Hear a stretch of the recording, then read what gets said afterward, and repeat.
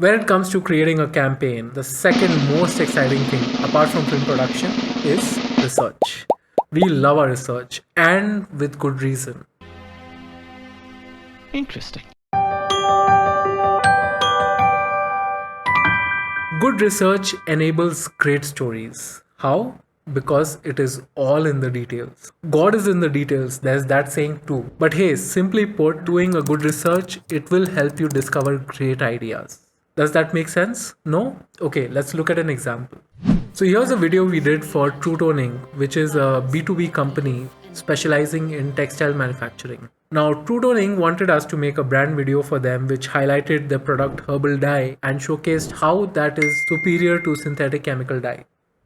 Without research, were we to make a film for them, it would have resulted in something like this. True Toning is a 20-year-old textile-based company in Ahmedabad that is making natural dyes that are 100% biodegradable and completely natural, and followed by some technical pointers about the product.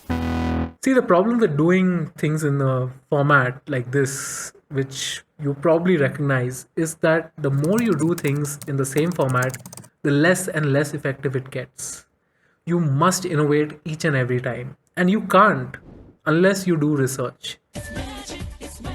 Now, there are two kinds of research: primary research and secondary research. What's primary research? Primary research is information that is sourced firsthand. How can that be done? Well, that can be done in two manners. One is by conducting one-on-one interview with relevant stakeholders, and second is by doing field visits. So interviews are pretty self-explanatory. You go to the source of the material or you talk to a relevant key stakeholder of the subject that you're researching and get information from them directly. In field visit, you visit the place yourself and get information through your own observation. That's first-hand research. Now, in case of film production, we have this process called location scout or recce. Location scout is a process where the team, prior to filming, they go and check out a space and see how that can be used in the production of the film. Now, coming to secondary research, what is that? Well, simply put, that is information that is sourced second-hand. In our day and age, can you guess a golden source of second-hand information? The internet. Oh my god. What? According to the internet, the tallest man in the world is Chinese. So much for keeping our secrets up high. You can Google anything, right? Of course, but you have to be very careful while doing that because the internet is not the place for the correct information always. In fact, I'll give you an example. So we did a film on a COVID vaccine called Corbevax. And when we were developing this film, we wanted to do our research by looking at news articles that were published online to understand how the public was perceiving this vaccine. But to our surprise, when we did our research, we actually found there was an international reputed journal that had published some really dubious information. Now, I don't want to name the journal because we don't want to get into trouble, but the point that I'm trying to make is that you have to be careful when you're trying to source information from the internet. While it's a great tool, it can also cause trouble. We need to be more vigilant with what we trust from the internet.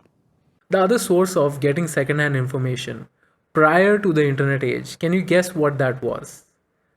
Publications. Well, and the rest, as they say, in the books. Prior to the internet, when people had to research something, they would go and read up books. Well, that form still exists today.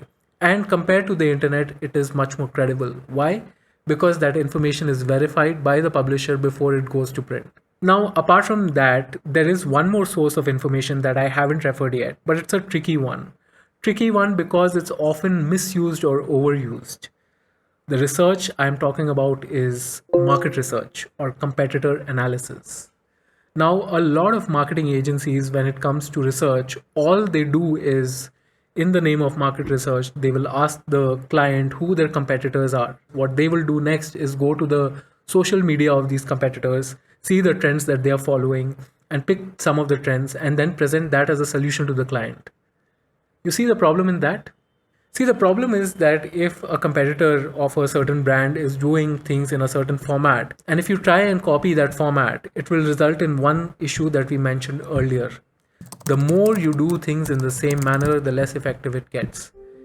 And that's a fact. While market research is a great tool, it must be used carefully.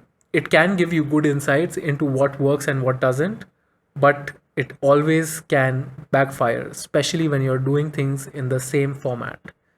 For that, you must innovate. And for innovation, you need good research. All right, folks, that's it. I hope you got some good insights and now you are equipped in doing good research and coming up with great ideas. In the next episode, we shall discuss how to turn this research into a great marketing idea. More on that later. But for now, before you leave, please do the required stuff, pressing the like button, sharing it, pressing the bell icon, and all. And of course, please tag us on social media. Do it! Just do it! Thank you so much. Bye for now.